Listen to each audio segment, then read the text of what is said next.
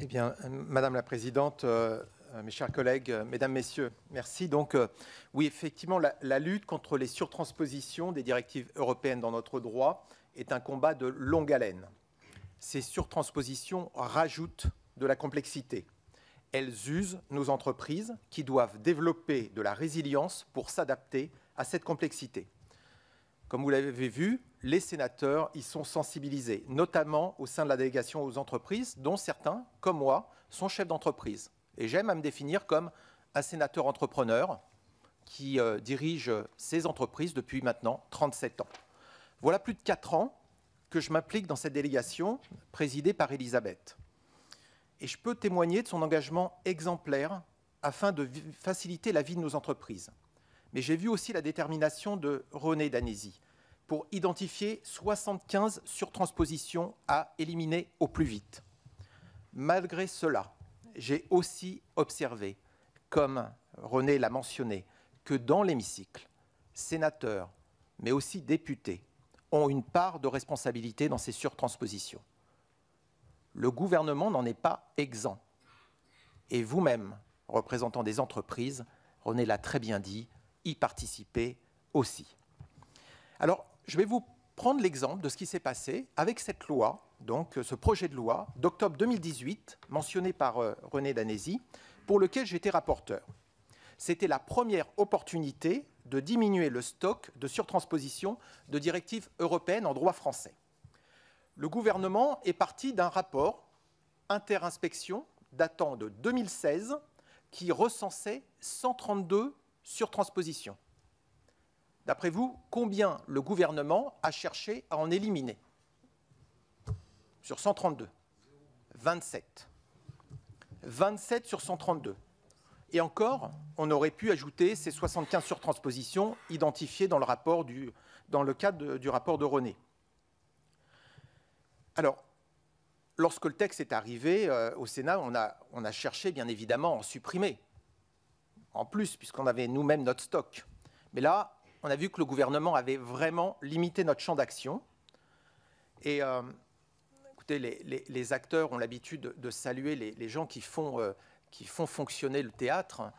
En tant que parlementaire, moi je salue nos administrateurs ici au Sénat qui nous aident à la délégation aux entreprises, mais aussi dans le cadre de nos commissions, parce que c'est grâce à eux, c'est grâce à leur savoir qu'on a pu trouver des moyens quand même d'en amener 3 de plus pour en proposer, pour passer de 27 à 30. Oui, mais voilà.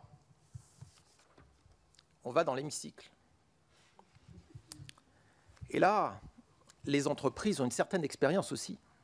Et comme l'a dit René, il y en a qui sont quand même des stars pour savoir mobiliser les parlementaires pour bloquer, et s'il y a une surtransposition qui les arrangeait, il ne faut surtout pas la supprimer. Et donc de 30, on est ressorti à 26.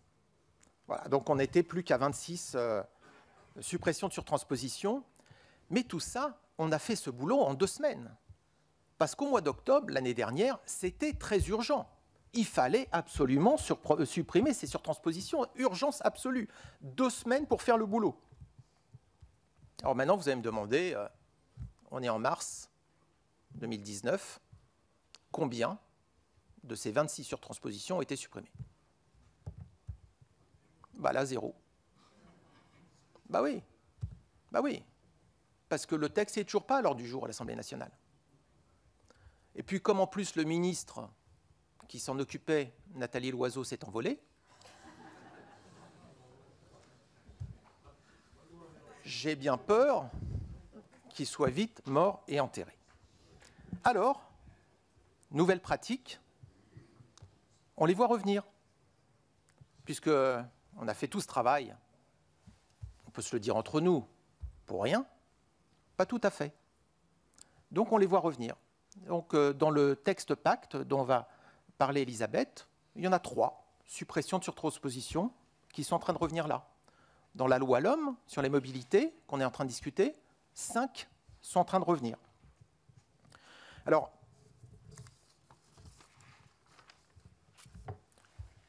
tout le monde est juge de l'efficacité de ce processus.